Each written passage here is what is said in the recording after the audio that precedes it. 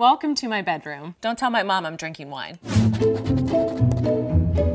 I've kept journals all my life. When I was feeling super angsty, I would definitely write down my thoughts, of which I have a lot of. I'm usually really bad at keeping journals. I'm not really good at journaling. One, I would have to admit my feelings. Two, it would be hard evidence of my feelings. I'm not scared. This is who I am. If you don't like it, you can change the channel.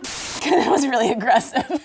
This journal dates back to 2 years ago. It's 2015. To my credit, this was supposed to be my private thoughts, and now I'm sharing it years later with no respect for myself, but we'll unpack that later. I think I was 22 when I wrote this. The title of this entry is, I like the way this spinning is going. We talked about in avant-garde how poetry is drunkenness and drunkenness is poetry.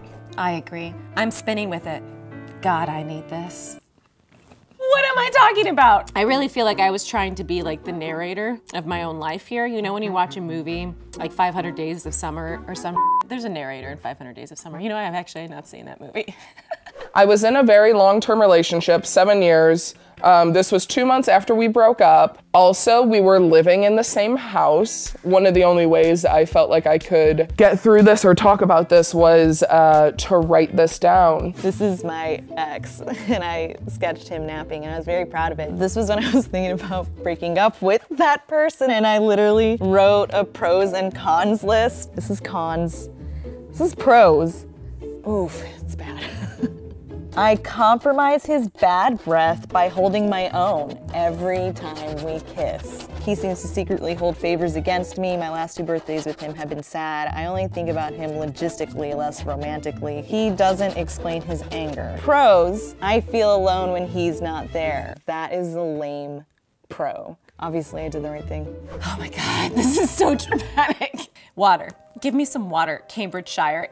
It's Cambridge, not Cambridgeshire. Let me drink this moment in. Cool me down, Cambridgeshire. You're spinning too fast. You're overboiling. I'm burning. I'm not ready. Or am I ready? Am I making this spin? Or are you? What was wrong with me? Would you be friends with this girl? I would be weirded out by her. It was a Thursday. I'm feeling... I don't know what TV show I thought I was on. I'm feeling a little down. Me and my girlfriend have been broken up for 2 full months now. The hard part is not being around the person I love. To go to bed, to wake up, and just waste time with someone who meant so much to me was amazing. Ew. On another note, I would love to say I'm ready to be a hoe, but I'm not confident in that either.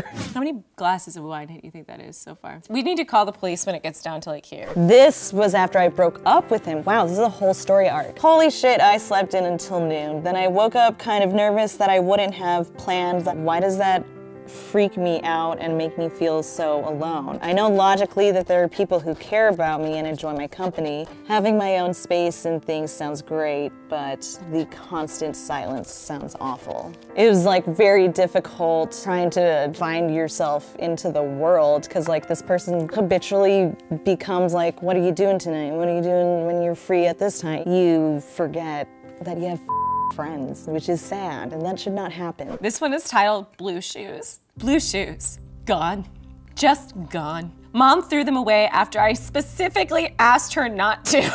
Those shoes traveled all around England with me. They helped me develop and grow, and she threw those shoes away. The witness of my progression away.